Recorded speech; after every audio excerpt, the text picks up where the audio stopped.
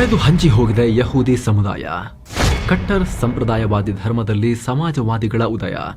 ಶರಿಯಾಗಿಂತ ಕಠಿಣ ಹಲಕ್ಕಾ ನಿಯಮಗಳು.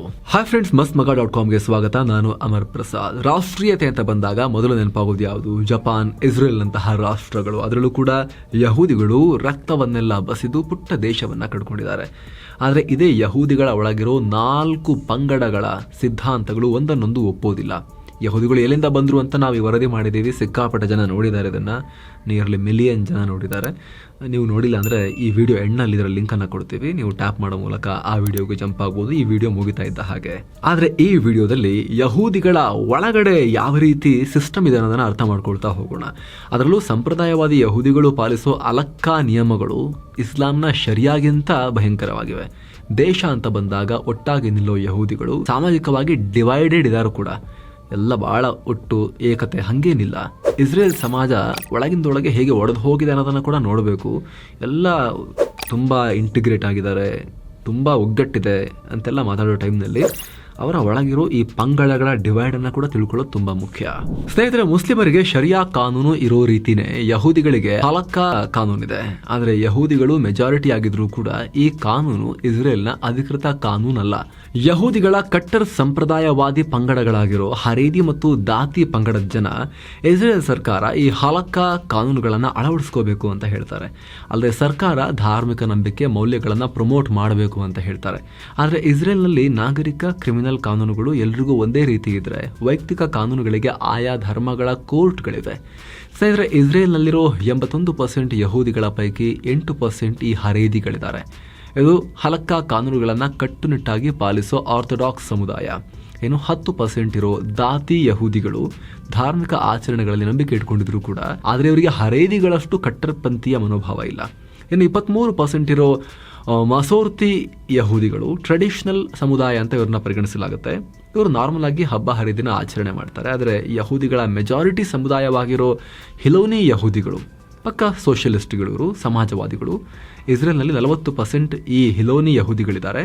ನಿರಂತರವಾಗಿ ಧಾರ್ಮಿಕ ಸಂಘರ್ಷದಲ್ಲಿರೋ ಇಸ್ರೇಲ್ನ ಅತಿದೊಡ್ಡ ಸಮುದಾಯ ಸಮಾಜವಾದಿಗಳದ್ದು.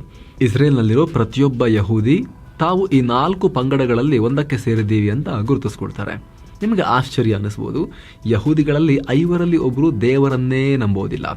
ಅಂದರೆ ಆಲ್ಮೋಸ್ಟ್ 20% ಯಹೂದಿಗಳು. ಸಮಾಜವಾದಿ ಯಹೂದಿಗಳು ಏನು ಹೇಳ್ತಾರೆ ಗೊತ್ತಾ? ಫಸ್ಟ್ ನಾವು ಇಸ್ರೇಲಿಗರು ಅಂತ ಹೇಳ್ತಾರೆ, ಆಮೇಲೆ ಯಹೂದಿಗಳು ಅಂತ ಹೇಳ್ತಾರೆ. ನ್ಯಾಷನಲಿಸಮ್ ಜಾಸ್ತಿ ಇದೆ ಅವರಿಗೆ.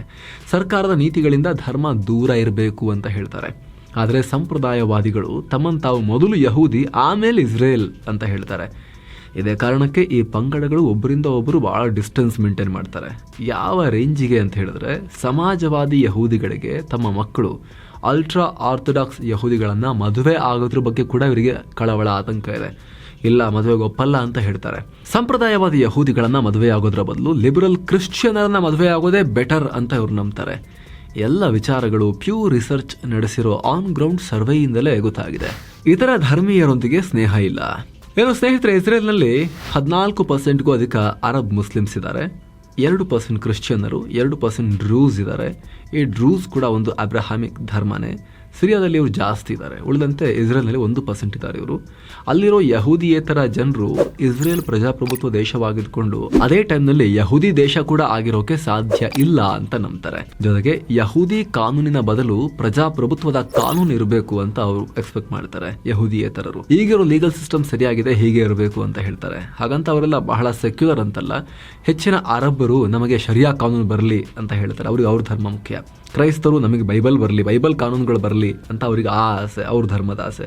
ಆದರೆ ಇಸ್ರೇಲ್ ಸರ್ಕಾರನೂ ಭಾರತದಂತೆ ಯೂನಿಫಾರ್ಮ್ ಸಿವಿಲ್ ಕೋಡ್ ತರೋ ಚಿಂತನೆ ನಡೆಸ್ತಾ ಇದೆ ಅಂತಲ್ಲಿ. ಅರ್ಧಕ್ಕರ್ಧ ಯಹೂದಿಗಳಲ್ಲಿ ಅರಬ್ಬರನ್ನ ಇಸ್ರೇಲ್ನಿಂದ ಆಚೆ ಕಳಿಸ್ಬೇಕು ಅನ್ನೋ ಅಭಿಪ್ರಾಯ ಕೂಡ ಇದೆ. ಅವ್ರೇನಕ್ಕೆ ಇಲ್ಲಿರೋದು ನಮ್ಮ ಜೊತೆಗೆ, ಅವ್ರು ಹೊರಗೆ ಹೋಗ್ಬಿಡ್ಲಿ ಅವರು ಅರಬ್ರು ಅನ್ನೋ ಒಪಿನಿಯನ್ ಕೂಡ ಇದೆ ಅವರಿಗೆ. ಇದೇ ಕಾರಣಕ್ಕೆ ಈ 4 ಧರ್ಮಗಳು, ಅಥವಾ ಕೆಲವರ ಪ್ರಕಾರ ಧರ್ಮ ಅಲ್ಲ, ಇದು ಮತಗಳು ಅಂತ ಹೇಳ್ತಾರೆ. ಸೊ ಈ ಧರ್ಮ ಅಥವಾ ಮತಗಳಿದ್ರೂ ಕೂಡ ಜನಗಳ ಮಧ್ಯೆ ಸಾಮರಸ್ಯ ಇಲ್ಲ. 98% ಯಹೂದಿಗಳು, 85% ಮುಸ್ಲಿಮರು, 86% ಕ್ರಿಶ್ಚಿಯನ್ನರು, 83% ಡ್ರೂಸ್ ನಮ್ಮ ಆತ್ಮೀಯ ಸ್ನೇಹಿತರೆಲ್ಲ ನಮ್ಮ ಧರ್ಮದವರೇ ಅಂತ ಹೇಳ್ತಾರೆ. ಬೇರೆ ಧರ್ಮದ ಅಥವಾ ಬೇರೆ ಮತದ ಅನುಯಾಯಿಗಳೊಂದಿಗೆ ಅವರು ಬಹಳ ಕ್ಲೋಸ್ ಫ್ರೆಂಡ್ಶಿಪ್ ಎಲ್ಲ ಮಾಡೋದಿಲ್ಲ ಅಂತ. ಏನು ಹೇಳುತ್ತೆ ಕಟ್ಟರ್ಪಂಥೀಯರ ಹಲಕ್ಕಾ ಕಾನೂನು? ಹೀಬ್ರೂ ಭಾಷೆಯಲ್ಲಿ ಹಲಕ್ಕಾ ಅಥವಾ ಹಲಾಖ ಅನ್ನೋ ಪದದ ಅರ್ಥ ನಡೆ ಅಥವಾ ಹೋಗು ಅಂತ. ಅಂದರೆ ಇದು ಯಹೂದಿಗಳ ಜೀವನಕ್ಕೆ ದಾರಿ ತೋರಿಸೋ ಕಾನೂನು ಅಂತ. ಇದು ಪದ್ಧತಿ, ಸಂಪ್ರದಾಯ, ನಾಗರಿಕ, ಕ್ರಿಮಿನಲ್, ಧಾರ್ಮಿಕ ಕಾನೂನುಗಳ ಒಂದು ಗುಚ್ಛ. ಅಂದರೆ ಹೀಬ್ರೂ ಬೈಬಲ್ ಅಂತ ಕರೆಸಿಕೊಳ್ಳೋ ತೋರಾದ ಒಂದು ಭಾಗ. ಹಲಕ್ಕಾ ಕಾನೂನು ಪ್ರಕಾರ ಯಹೂದಿಗಳು ಶುಕ್ರವಾರ ಸಂಜೆಯಿಂದ ಶನಿವಾರ ಸಂಜೆವರೆಗೆ ಶಬ್ಬತ್ ಆಚರಿಸ್ತಾರೆ. ಇದು ಯಹೂದಿಗಳ ರಜಾ ದಿನ. ಆ ದಿನ ಅವರು ಕಾರ್, ಬಸ್, ಟ್ರೈನ್ಗಳಲ್ಲಿ ಟ್ರಾವೆಲ್ ಮಾಡಲ್ಲ, ಎಲೆಕ್ಟ್ರಾನಿಕ್ ಉಪಕರಣಗಳನ್ನು ಬಳಸಂಗಿಲ್ಲ, ಬರೆಯಂಗಿಲ್ಲ, ಪೇಪರ್ ಹರಿಯಂಗಿಲ್ಲ, ದೇಹಕ್ಕೆ ಶ್ರಮ ಆಗೋ ಕೆಲಸವನ್ನು ಯಾವುದೂ ಮಾಡಂಗಿಲ್ಲ. ಇನ್ನೂ ಒಂದಷ್ಟು ಡಯಟ್ರಿ ಕಾನೂನುಗಳು ಕೂಡ ಇವೆ. ಅವನ ಕಶ್ರುತ್ ಅಂತ ಕರೀತಾರೆ. ಇದರ ಪ್ರಕಾರ ಯಹೂದಿಗಳು ಕೋಶರ್ ಆಹಾರವನ್ನು ಮಾತ್ರ ತಿನ್ನಬೇಕು. ಅಂದರೆ ಗೊರಸು ವಿಭಜಿತ ಇರುತ್ತಲ್ಲ, ಡಿವೈಡೆಡ್ ಇರುತ್ತಲ್ಲ ಗೊರಸು ಕಾಲಲ್ಲಿ ಪ್ರಾಣಿಗಳು, ಅಂತಹ ಪಾದಗಳಿರೋ ಪ್ರಾಣಿಗಳ ಮಾಂಸವನ್ನು ಮಾತ್ರ ತಿನ್ನಬೇಕು. ಸೊ ಆಡು, ಕುರಿ, ಗೋಮಾಂಸವನ್ನು ತಿಂತಾರೆ.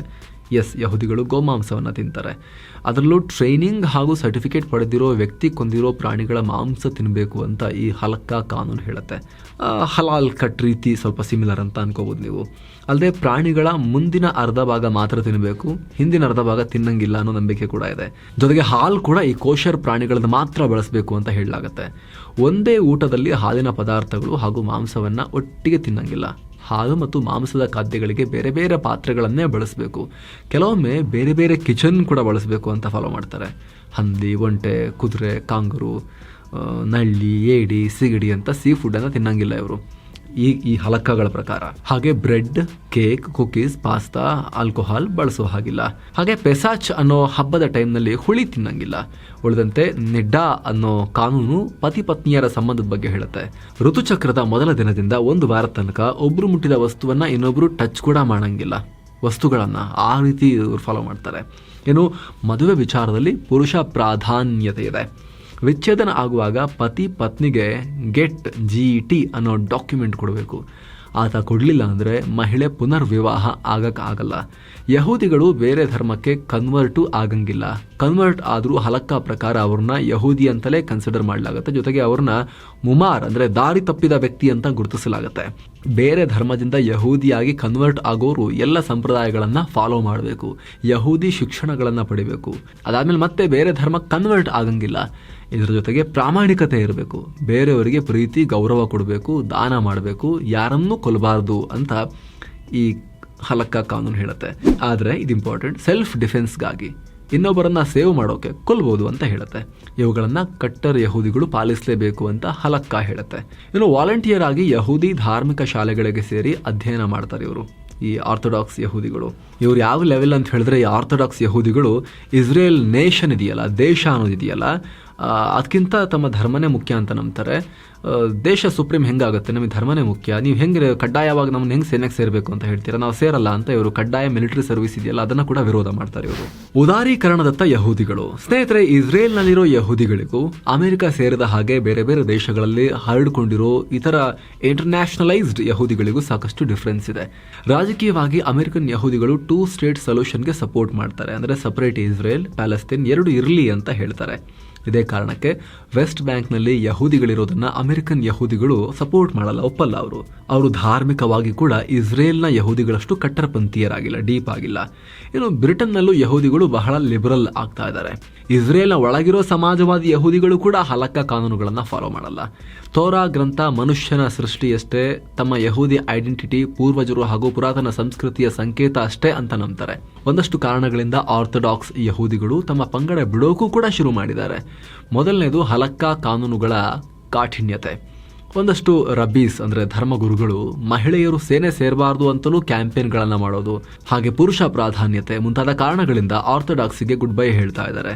ಅಮೆರಿಕದಲ್ಲಿ ಆರ್ಥೋಡಾಕ್ಸ್ ಯಹೂದಿಗಳ ಬರ್ತ್ ರೇಟ್ ಕಮ್ಮಿ ಆಗ್ತಿರೋದ್ರಿಂದಲೂ ಈ ಪಂಗಡ ಪಾಪ್ಯುಲಾರಿಟಿ ಕಳ್ಕೊಳ್ತಾ ಇದೆ. ಅಂದರೆ ಓವರ್ ಆಲ್ ಲಿಬರಲ್ ಯಹೂದಿಗಳ ಸಂಖ್ಯೆ ಜಾಸ್ತಿ ಆಗ್ತಿದೆ, ಕಟ್ಟರ್ಪಂಥೀಯರ ಸಂಖ್ಯೆ ದಿನ ದಿನಕ್ಕೂ ಸ್ವಲ್ಪ ಕಮ್ಮಿ ಆಗ್ತಾ ಹೋಗ್ತಾ ಇದೆ.